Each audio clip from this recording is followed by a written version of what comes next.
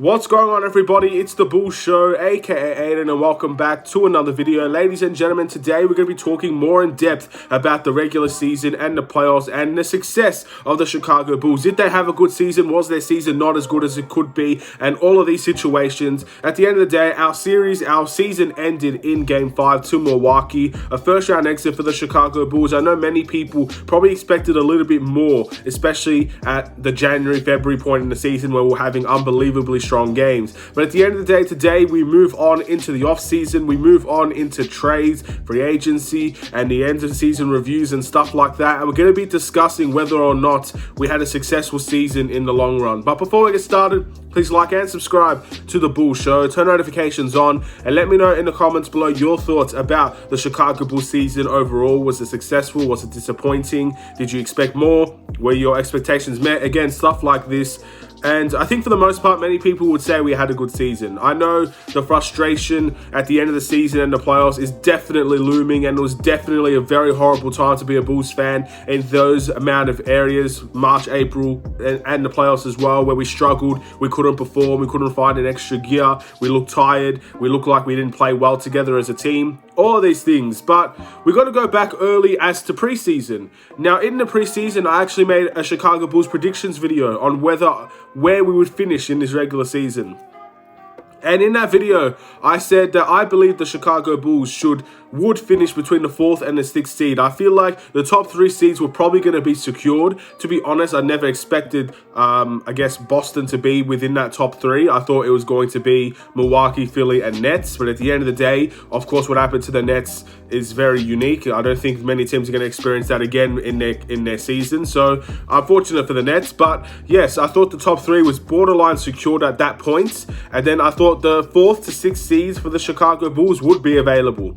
And we ended up clinching that 6th seed, so I can't say that I was wrong in my predictions. But obviously, if you were watching the season early on, if you were watching every game from the beginning, from the end, I think many people had raised their expectation based on how the Chicago Bulls played in preseason, at the start of the season, all the way until February. Those couple of months of basketball where we've continued to win with our best players out, where there was a time where we had 10 players in health and safety protocols and all of them were unable to play. So obviously seeing Kobe White not be injured at the beginning of the season, Patrick Williams being injured for most of the season as well, and then obviously we're dealing with minor injuries and multiple injuries to other guys. It was an injury-driven and injury-riddled season, and for the most part, we were very successful. We were still the 1st seed, 2nd seed in the Eastern Conference for the majority of the time in the regular season. And that's something we can't take away from this team. Whether we were disappointing at the end, we obviously weren't 1st and 2nd in the end,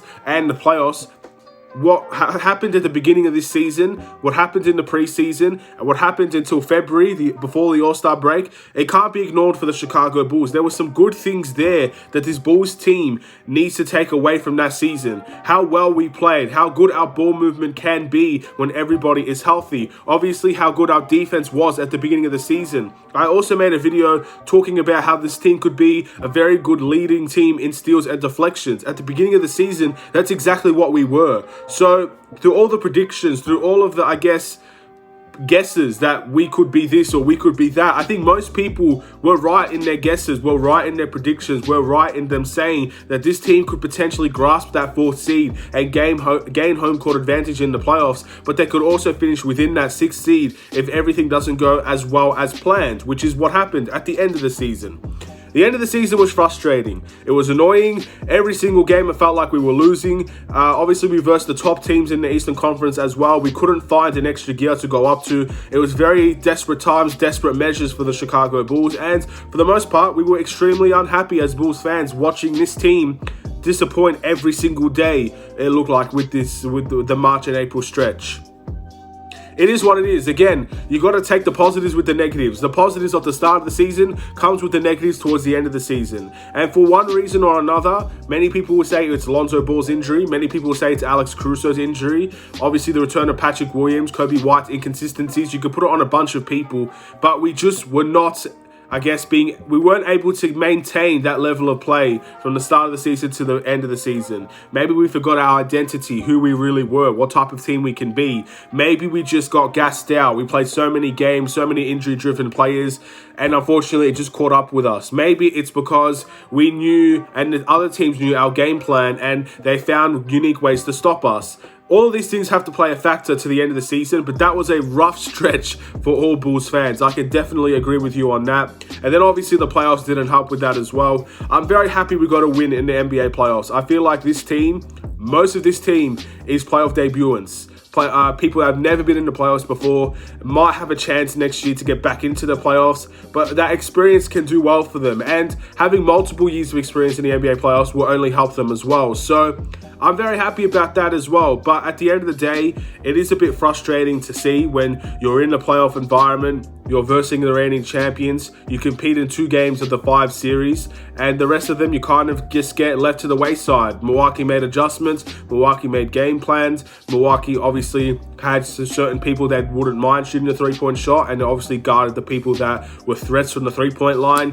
Obviously, you look at everything that Milwaukee did, and we didn't adapt or really change anything that we did. And that's something that we're going to have to find a way to do in next year's playoffs run if we're going to make one, because adjustments is everything in the NBA playoffs. If you don't make adjustments, you're going to end up falling to the wayside like the Chicago Bulls did. You heard Tristan Thompson saying at some point throughout the season that the team that makes the most adjustments will most likely win the NBA championship. And Milwaukee made those adjustments where the Chicago Bulls simply did not.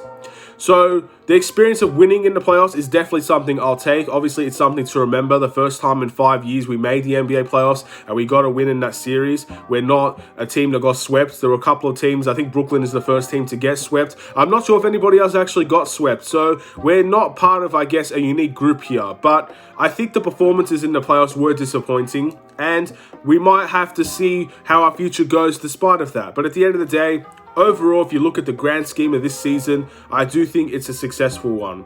This also brings ideas on how we can play next season, the type of individuals we'll need to bring in, how we're going to improve this team. And now that we've got that playoff environment out of the way and we see how the Chicago Bulls play in the NBA playoffs, how we can adjust in order for next year's NBA playoffs so we can actually be effective in our game plan of what we try to do as a team. So I'm looking forward to next year, ladies and gentlemen. The season has come and gone. I will be talking more about reviews and stuff like that in the future. The start of the season was great. The middle of the season was great. We obviously had Zach LaVine and DeMar DeRozan represent the Chicago Bulls team in an all-star fashion. Very exciting to see. And obviously the end of the season was disappointing, and the playoffs was disappointing for the most part as well. You take the positives, you take the negatives, and you got to move on into the next season. With that being said, I'm going to end this video here. Thank you for watching. Please like and subscribe if you're new. I will be doing videos like Keep, Wave or Trade. If you know those types of videos, I'll be making those very soon. And obviously more videos about the Chicago Bulls season, maybe grading some of these players, what they've been doing throughout the season compared to last year, stuff like that. I will be doing all these types of videos, don't you worry. But again, this is just a basic type of video talking about the season and what really happened within it. We had some incredible highlights as well. It's been a very fun season to watch, and overall a successful season in my opinion. So we'll take that on board for next year. And now the goal is we've got to be better than next year. We've got to be better than this year. We're going to find a way to make sure our play is consistent throughout the whole year. We also got to find a way where we can improve on what we saw this year. More wins, more accolades, stuff like that. And obviously maybe a win in the playoffs would be a win in the series in the playoffs next year would be very huge for us. So with that being said, have a wonderful and safe day. Stay safe, stay healthy, stay tuned for more. Take care and peace.